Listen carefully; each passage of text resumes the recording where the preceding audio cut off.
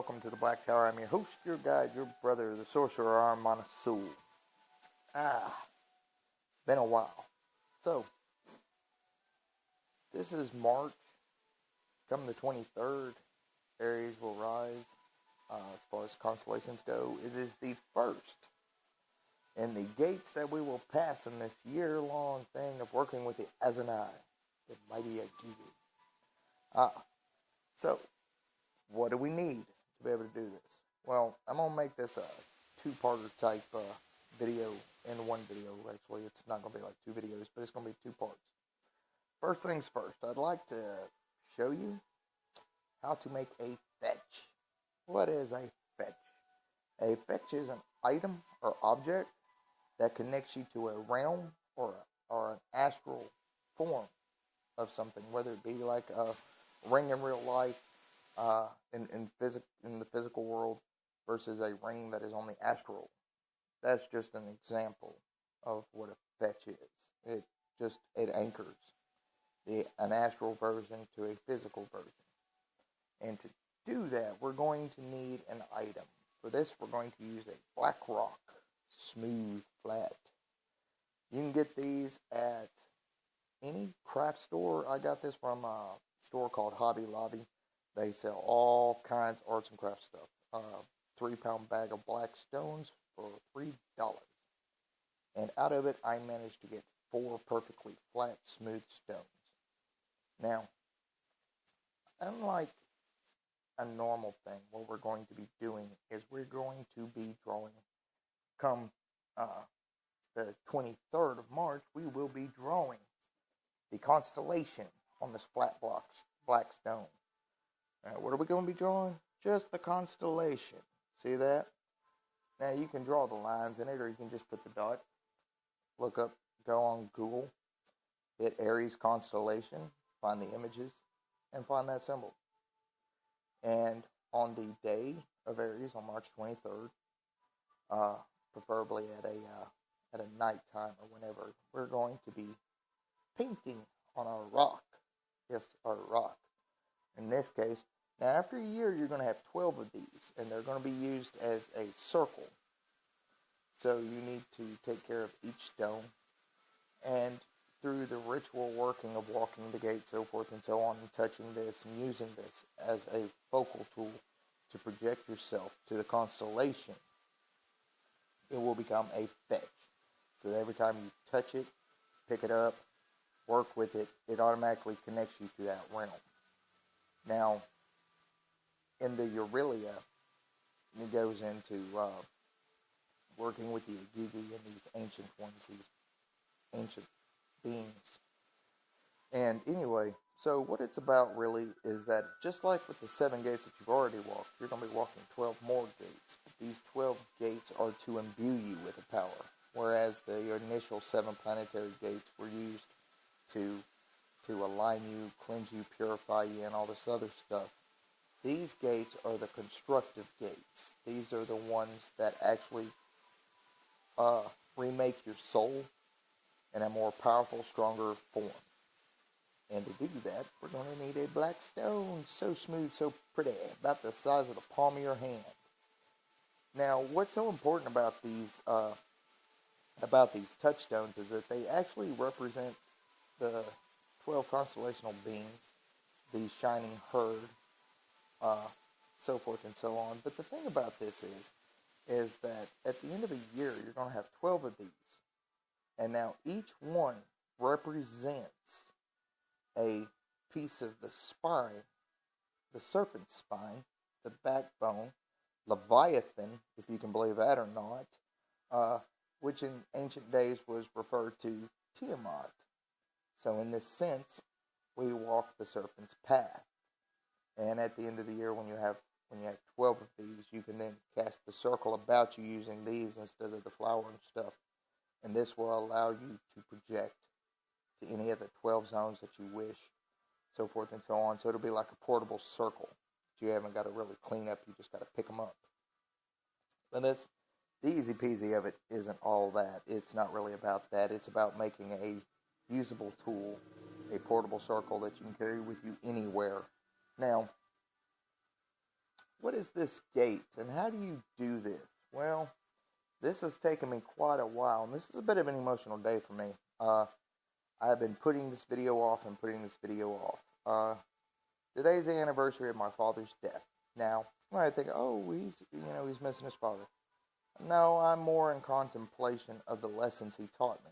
I think it's interesting that my father taught me astral projection and astral travel while he was alive. When I was about between the ages of 17 and 19, my dad was teaching me how to do this while awake and how to do it before you went to sleep. And so it's kind of interesting in correlation that I'm, using the term astral projection and in this working. So that's about the extent of my memory and everything. Of course, on the altar, I have a picture of him, and I gave the offering of bread, salt, and water, and incense. Now, my father didn't really care for incense, but, we go with the books. We go with the books. They say do this for the deity, so we're doing this. And because it's important to remember your ancestors, my father might have been a mean motherfucker, but he was very intelligent, very smart, very magically capable, and he did teach me a few things. So,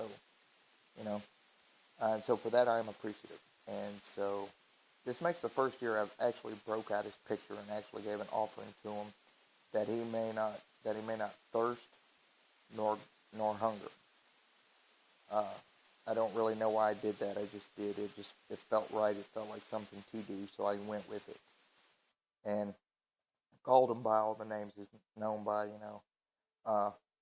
my nicknames I gave him, nicknames he went by in life, whatever, just to connect. And that connection is symbolic of what we're doing here with this working. Now, let me try to go over in a small order with you how this is going to work. So you need to get you flat, black stone, smooth, because you're going to paint on it. I would paint it in white, silver, whatever color you're going to use. But the thing is that you're going to look at the stone, but the reason why it's black is because it represents the night sky. The stars, you want them to be white or silver, because you're going to visualize it, the constellation, like you did with the Big Dipper. And when you were walking those 7 planetary gates. And in this one, like I said, you're going to be seeing the stone as being symbolic of the night sky, and the constellation as being the constellation. That way your mind connects with a thing, and it's easier to project your consciousness to just the constellation, because it's all your mind's filled with is that constellation. And then before the constellation, you're going to visualize a gate. Yes, an actual gate before it. Now, the Necronomicon has no symbols, drawings, gates, and stuff like that, so I had to make one up. Now, I did this, and I'll try to explain it as I go along, but I'm going to show it to you so that you see what my rough draft version of a gate is. You'll notice that it's just a square. You see it? Upright rectangle. Now it has 4 spheres, one at each corner. This bottom one right here is Tiamat, and the other one is Apsu. And I made sigils for them, which are, there's Tiamat's sigil, and there's Apsu's sigil. And you would place them in those circles at the bottom. And then at the top right, you will see the Sun and Mars, because those are the 2 planets that rule over Aries. The ruling planet is Mars, so it'll be above the Tiamat sign. And the exalted planet is the Sun. It would be above Apsu. Now you will notice I put a triangle at the very top. Now it's important that you put all the elements together when creating a gate, because you're trying to walk a zodiac gate, Azonei Gate, whatever you want to call it. So it's important that the elements be correct, that the symbolism be correct. And so in this symbol, an upright triangle represents fire, because Aries is a fire symbol. Okay? So like later on, if any of them are like water, it'd have the downright with a line through it. If it was air, it'd be upright with a line through it. You know the elemental triangles. You're going to use those. And they're going to be at the top of the gate. This is just a general idea of how the gate is drawn. And then underneath the triangle, I had wrote the word agru. Agru is the name of the gate out of the Simon Necronomicon. Uh, Agru is its name. Now, if you want to write it in English, you can write it in English. My own personal one, I have a magical alphabet that I used for it. And you're going to visualize this gate most perfectly with the sigils of Tiamat and Apsu perfectly visualized, and then the planetary sigil of the Sun and Mars in their appropriate place, and the triangle on top.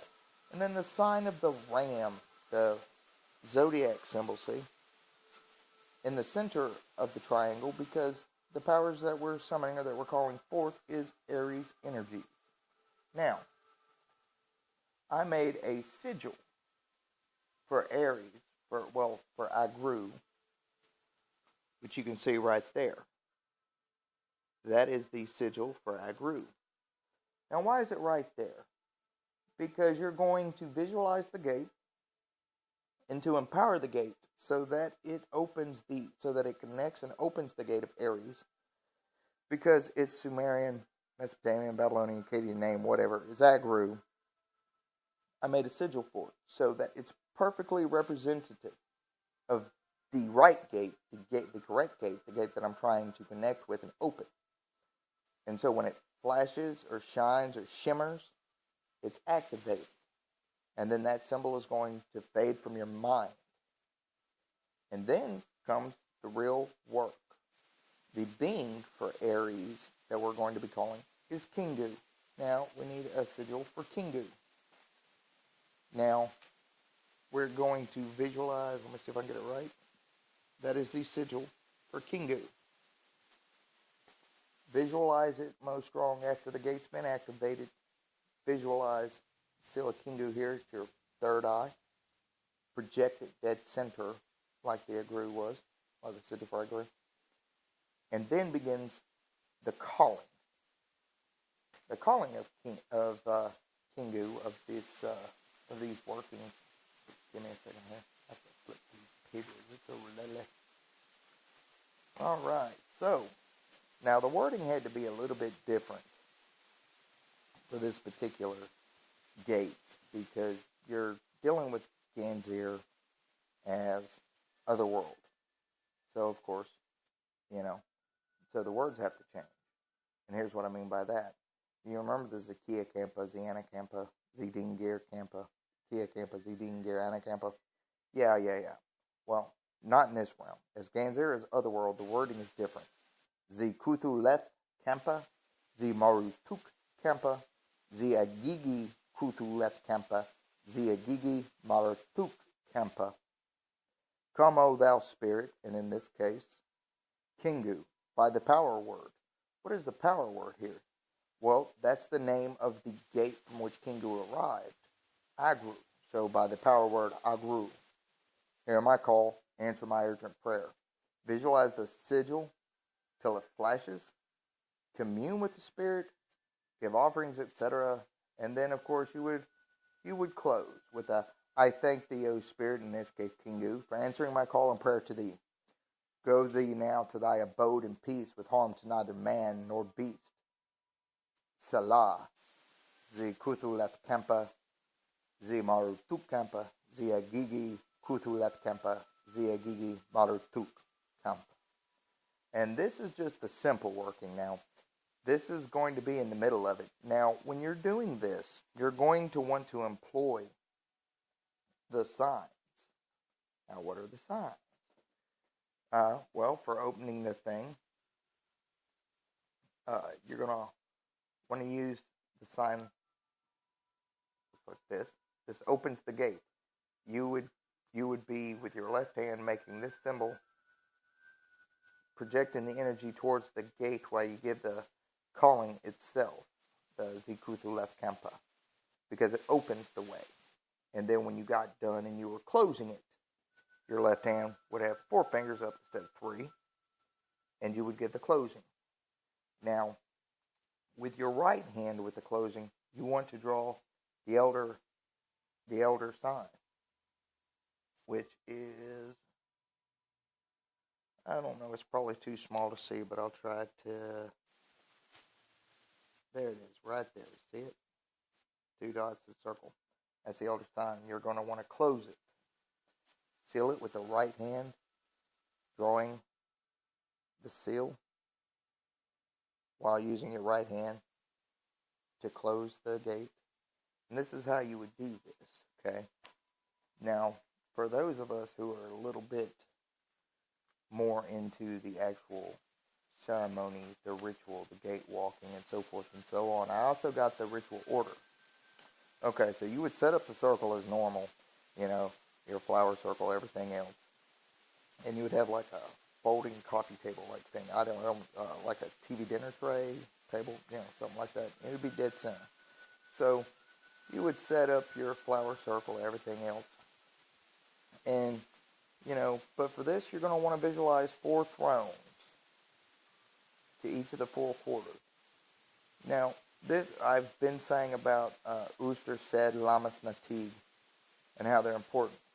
These are beings. Now, you have to visualize them as caribs, So, one's going to be a bull, one's going to be a lion, one's going to have the head and the wings and talons of an eagle, which is Natig. Uster as a man, so forth and so on. Sed as the bull with a human head, and Lamas as a lion with a human head. You get all these. But you're going to see these beings take their seat upon thrones. And the reason why you want to visualize them coming and taking their seat and facing the center is, when you call them, is because they bear witness to the right at hand. Now, this is very important that you do this, okay? Now then you're going to use the Durvinder that you should have created and had ready. You're going to conjure the fire god with the summoning of the fire god, conjuration of the fire god, Gishbar, Gabil. And anyway, then you're going to give offerings of bread and blood. Now, remember I told you prick your finger 3 times, whatever, put the blood on the bread. You're going to recite the hymn to the ancient ones on page 199 to 200 while burning the bread and blood over the candle or the fire that you've lit, whatever, inside your Durvinder. You're going to raise the dagger of Inanna and summon the assistance of the 3 horned queens. Ningazida, assist me in opening the way. Ninkazi, assist me in making all malignant, malevolent, and rebellious spirits subject unto my command. Ninkarsag, assist me by making sure and strong my will and my words. And accept this offering I have prepared for thee. May my offerings be found acceptable unto thee, O ye most mighty host and rulers of Ganzir. Once you've done this, begin the invocation of the powers, page 200-201. While visualizing, the constellation has been drawn upon the stone.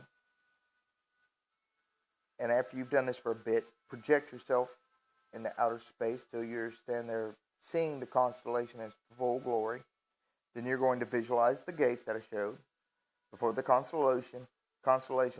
Salute with the sign of Kish, which was the 3 fingers on the left hand.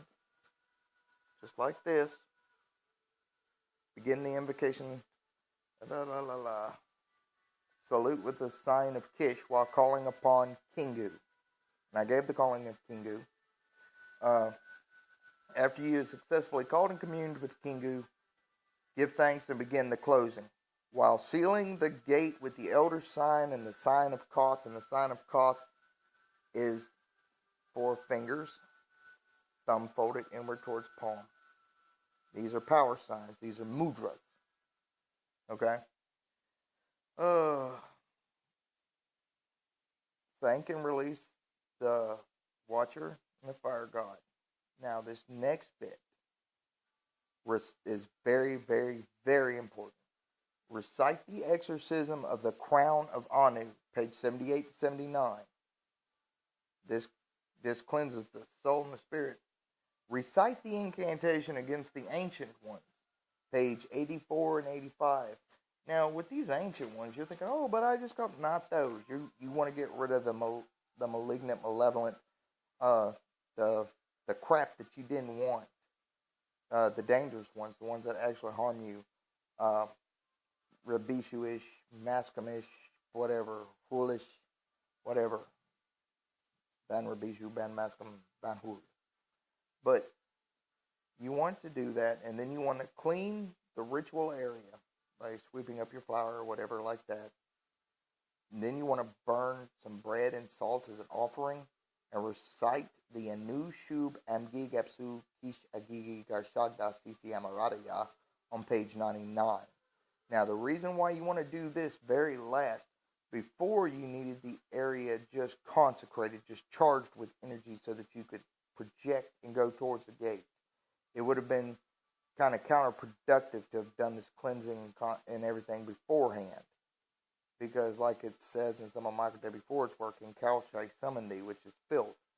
So in some of these darker workings, you have to be emotionally built up, charged, and just a little bit out of your mind before you do these workings.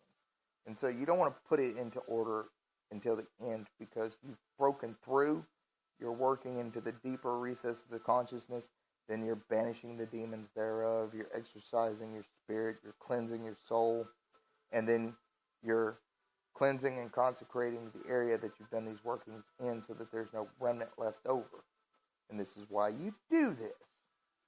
Now, I understand that this video might have a lot of you going, what?